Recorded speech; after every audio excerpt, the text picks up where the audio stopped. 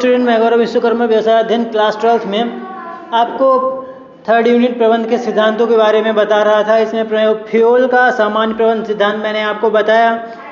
वो उनका जो दृष्टिकोण है फ्यूल का प्रबंध के सिद्धांत के में क्रियात्मक दृष्टिकोण उन्होंने अपनाया है और उन्होंने जो व्यावसायिक कार्य होते हैं उन्हें 6 भागों में वर्गीकृत किया है: तकनीकी कार्य, वाणिज्यिक कार्य, वित्तीय कार्य, सुरक्षात्मक कार्य, लेखा संबंधी और प्रबंधकीय कार्य। ठीक है।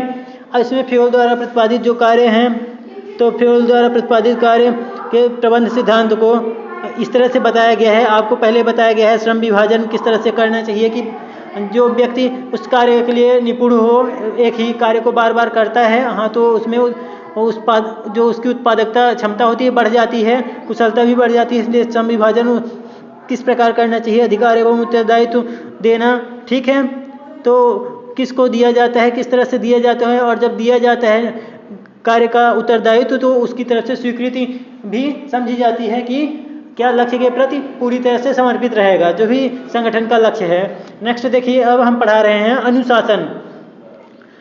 संगठन के प्रत्येक व्यक्ति को उसके उद्देश्यों, नियमों, नीतियों तथा क्रय विधियों, जो क्रियाविधियाँ होती हैं तथा क्रियाविधियों का सम्मान करना चाहिए। जो संगठन होता है, संगठन के प्रत्येक व्यक्ति को उसके उद्देश्य, जो संगठन के उद्देश्य को, संगठन के व्यक्तियों को संगठन के उद्देश्यों का सम्मान करना चाहिए, उसकी क्रियाविधियों, नीतियों का। इस संबंध में एक साफ एवं स्पष्ट समझौता होना आवश्यक है। ठीक है। इसका पालन न करने पर या अनुशासन भंग करने पर दंड का प्रावधान होना चाहिए। कोई भी संगठन बिना अनुशासन के कुशलता से नहीं चल सकता। अच्छा हो कि यह अनुशासन स्वैच्छिक हो। अनुशासित संस्था की साख समाज में अच्छी होती है। इससे न केवल कर्मचारियों में कुशलता की वृद्धि होती है, वरन क्या होता है, जो श्रम प्रबंध संबंध होता है बेहतर होने में मदद मिलती है। ठीक। अनुशासित रहेंगे, अपने जो नीतियाँ होती हैं उसका लक्ष्य होता है संगठन का, उसका पालन करेंगे तो अनुशासन में रहेंगे, है ना। अब देखेंगे हम नेक्स्ट पॉइंट, आदेश की एकता।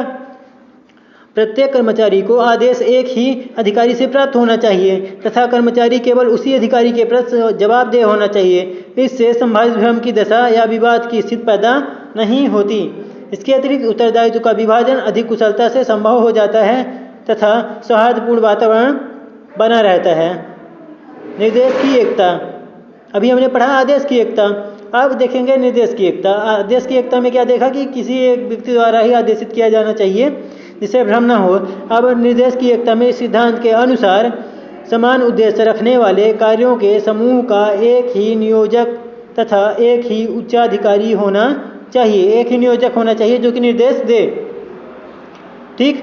अब यहाँ पे देखिए कि क्या लिखा है, उच्चाधिकारी होना चाहिए जो कि उन्हें संबंध में निर्देश दे। उस संबंध में निर्देश की एकता में समन्वय करना सुविधाजनक हो जाता है, विशिष्टीकरण का लाभ प्राप्त होते हैं, संगठन की कार्य कुशलता बढ़ जाती है तथा उद्देश्य प्राप्त करना सरल हो जाता है। नेक्स्ट पॉइंट, सामुदायिक हितों के लिए व्यक्तिगत हितों का समर्पण। इसे सहकारिता का सिद्धांत भी कहते हैं। प्रत्येक सभी के लिए तथा सभी प्रत्येक के लिए। सामुदायिक हितों का क्या मतलब होता है? सामुदायिक हितों के लिए व्यक्तिगत हितों का समर्पण यहाँ पे बताया गया है। मतलब सब के लिए व्यक्तिगत हितों का समर्पण होना चाहिए। तो इसीलिए बताया गया है कि प्रत्येक सभी के लिए समर्पित हो और सभी प्रत्येक के लिए, प्रत्येक हर एक व्यक्ति सब के लिए हो और सब मिलके प्रत्येक के लिए, एक एक के लिए। ठीक। तो क्या होगा, बेहतर कार्यदशाएं होगी। उपक्रम में सामुदायिक हित सर्वोच्च होने चाहिए। क्यों न व्यक्तिगत हितों का बलिदान करना पड़े। जब भी सामुदायिक हितों के स्थान पर व्यक्तिगत हितों को सर्वोच्च समझा जाएगा, संगठन नष्ट या समाप्त हो जाएगा। संस्था का लाभ होने से सभी को लाभ की प्राप्ति होगी। नेक्स्ट है पारिश्रमिक। कर्मचारियों को पर्याप्त एवं न्यायोचित पारिश्रमिक प्राप्त होना चाहिए। उचित वेतन के साथ गैर वित्तीय पारितोषिक अच्छे निष्पादन की सर्वश्रेष्ठ प्रेरणा है। क्या बताया गया? उचित वेतन के साथ गैर वित्तीय पारितोषिक अच्छे निष्पादन की सर्वश्रेष्ठ प्रेरणा है। तो जो व्यक्ति अच्छे से निष्पादन करता है, कार्य कुशलता के साथ कर रहा है, तो उसे क्या करना चाहिए? उसे गैर वित्तीय पारितोषिक भी देना चाहिए। इससे उसका मनोबल बढ़ता है। गैर वित्तीय पारितोषिक में क्या कह सकते हैं कि बोनस इत्यादि तो वित्तीय हो जाते हैं, गैर वित्तीय जैसे पदस्थापना, अच्छी कार्यदशाएं इत्यादि ये सब क्या कहलाएंगे कि गैर वित्तीय। अब कर्मचारियों का किसी भी दृष्टि से शोषण समाप्त करना चाहिए। इससे कर्मचारियों में समर्पण की भावना का विकास होता है तथा श्रम परिवर्तन की दर में कमी आ जाती है। नेक्स्ट है 8वां नंबर, देखिए केंद्रीकरण। अधिकार एवं शक्ति के केंद्रीकरण एवं विकेंद्रीकरण के मध्य अच्छा संतुलन होना आवश्यक है। वास्तव में केंद्रीकरण संस्था की प्रकृति पर निर्भर करता है। इतना अवश्य है कि अत्यधिक केंद्रीकरण तथा विकेंद्रीकरण नहीं होना चाहिए। इससे अधिकारियों के कार्यभार में कमी आती है तथा श्रेष्ठ व शीघ्र निर्णय लेना संभव होता है। नेक्स्ट है सोपान श्रृंखला। फ्योल के अनुसार आदेश की एकता एक श्रृंखला का निर्माण करती है जिसे सोपान श्रृंखला कहते हैं, जिसमें आदेश ऊपर से नीचे की ओर एक क्रम में मुख्य प्रबंधक से प्रबंधक, प्रबंधक से उप प्रबंधक, उप प्रबंधक से सहायक प्रबंधक इत्यादि तक चलने चाहिए। फ्योल के अनुसार शीघ्र निर्णय लेने या आवश्यकता पड़ने पर इस क्रम को तोड़ा भी जा सकता है। फ्योल ने इसे पुल या गैंग प्लेग के नाम से पुकारा है। सोपान श्रृंखला में देखिए क्या बताया गया। सोपान श्रृंखला में सूचनाओं का प्रवाह व्यवस्थित रहता है तथा समस्याओं का शीघ्र हल संभव हो जाता है। 10वां नंबर देखिए, फ्योल ने सुझाया कि प्रत्येक के लिए उचित स्थान तथा प्रत्येक अपने स्थान पर होना चाहिए। केवल व्यवस्था एक सुदृढ़ संगठन तथा कुशल प्रबंधन का सृजन करती है। ठीक, क्या केवल व्यवस्था एक सुदृढ़ संगठन तथा कुशल प्रबंधन का सृजन करती है। अव्यवस्था छिन्न भिन्नता एवं भ्रम को उत्पन्न करती है। इससे भौतिक और मानवीय संसाधनों का कुशलतापूर्वक उपयोग संभव क्या होता है, इससे भौतिक और मानवीय संसाधनों का कुशलतापूर्वक उपयोग संभव होता है।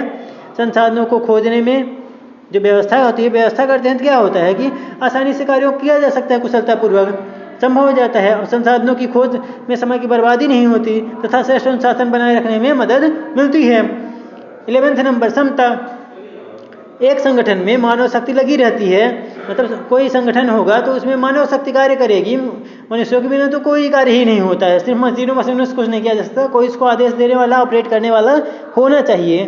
तो अब देखिए, व्यक्तियों का यह समूह एक संयुक्त प्रयास या लक्ष्य प्राप्ति में संलग्न होता है, अतः वहाँ पूर्व निर्धारित रीति व परंपराओं के आधार पर समता होनी चाहिए जो न्याय तथा कृपा के संयोग से बनी हो। समता के अभाव में हम संयुक्त प्रयास हेतु न चल सकते हैं और न बने रह सकते हैं। समता को कर्मचारी संतुष्ट रहते हैं।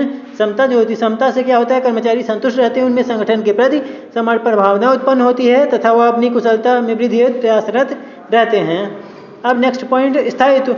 एक व्यक्ति ने क्या हुआ, देखिए यहाँ पे कि स्थायित्व किस तरह से यहाँ पे होना चाहिए कि एक व्यक्ति नए कार्य में अपने को समायोजित करने में समय लेता है तथा अपनी कार्य कुशलता कुछ समय उपरांत ही प्रदर्शित कर पाता है। अतः कर्मचारियों एवं प्रबंधकों को नौकरी की सुरक्षा होनी चाहिए। आय एवं रोजगार की सुरक्षा सुदृढ़ संगठन तथा प्रबंध की एक पूर्व शर्त होती है। इसमें क्या होता है कि स्थायित्व होना चाहिए, क्योंकि तुरंत आते ही कोई भी अच्छा परफॉर्मेंस देने नहीं लगता। उसको भी क्या होता है कि कुछ टाइम लगता है वहाँ पे उसकी कार्य दशाओं में क्या होने के लिए, अनुकूल होने के लिए। जैसे कि क्या आप देखते होंगे क्रिकेट के मैदान में कोई खिलाड़ी आता है तो ऐसे ही चौके छक्के नहीं मारने लगता, पहले उसको कुछ टाइम लगता है, फिर वो जम जाता है। तो ठीक, आप समझ गए हैं। अब देखिए नेक्स्ट, पहल शक्ति। प्रत्येक व्यक्ति में स्वाभाविक रूप से विचार शक्ति व उसके अनुसार कार्य करने की क्षमता होती है। जो प्रत्येक व्यक्ति होता है तो उसे अलग अलग उसके पास क्षमताएं होती हैं सबके पास, जो पहल शक्ति कहलाती है। फ्योल के अनुसार संगठन के कर्मचारियों तथा प्रबंधकों की पहल शक्ति को प्रोत्साहन देना चाहिए। यह किसी भी व्यवसाय की शक्ति का स्रोत होती है। किसी व्यवसाय की शक्ति का स्रोत होती है पहल शक्ति। अब देखिए, इससे कर्मचारियों में संस्था के प्रति अपनेपन की भावना का विकास होता है, उनके विचार शक्ति का विकास होता है तथा वह निर्णयों को लागू करने में सहयोग प्रदान करते हैं। नेक्स्ट, सहयोग की भावना। तो पहल शक्ति से क्या होता है, उनको पहल करने देने की शक्ति होनी चाहिए, प्रोत्साहित करना चाहिए। इससे वो क्या करेंगे, सहयोग की भावना उत्पन्न होगी। अब सहयोग की भावना देखिए, सहयोग की भावना एक कुशल संगठन की नींव होती है। यह इस सिद्धांत पर आधारित है कि संगठन ही शक्ति है, परंतु एकता के लिए सहयोग होना आवश्यक है। संगठन के प्रति गर्मनिष्ठा तथा उससे संबंधित होने की भावना अच्छे निष्पादन के लिए आवश्यक होती है। यह न केवल संबंधों को मधुर बनाती है वरन इससे उद्देश्यों की प्राप्ति भी आसान हो जाता है। इस प्रकार फ्यूल का सिद्धांत प्रबंध का पहला सिद्धांत है जो पूर्ण रूप से प्रस्तुत किया गया है। उन्होंने अपने सिद्धांतों में व्यवहारिक एवं विज्ञान के आधार पर उन तत्वों व विधियों को शामिल किया जो आज भी मान्य है तथा प्रबंध के सिद्धांतों में सम्मिलित किए जाते हैं। फ्यूल द्वारा प्रतिपादित सिद्धांत एवं आधुनिक प्रबंध के सिद्धांतों में न केवल पर्याप्त समानता है वरन अनेक कंपनियां इन्हें व्यवहार में लाकर सफलता भी प्राप्त कर रही हैं। तो इस तरह से फ्यूल का सिद्धांत हमने आपको बता दिया है। नेक्स्ट वैज्ञानिक प्रबंध आपको बताया जाएगा, साइंटिफिक मैनेजमेंट। आप तक पढ़ते रहिए। Thank you.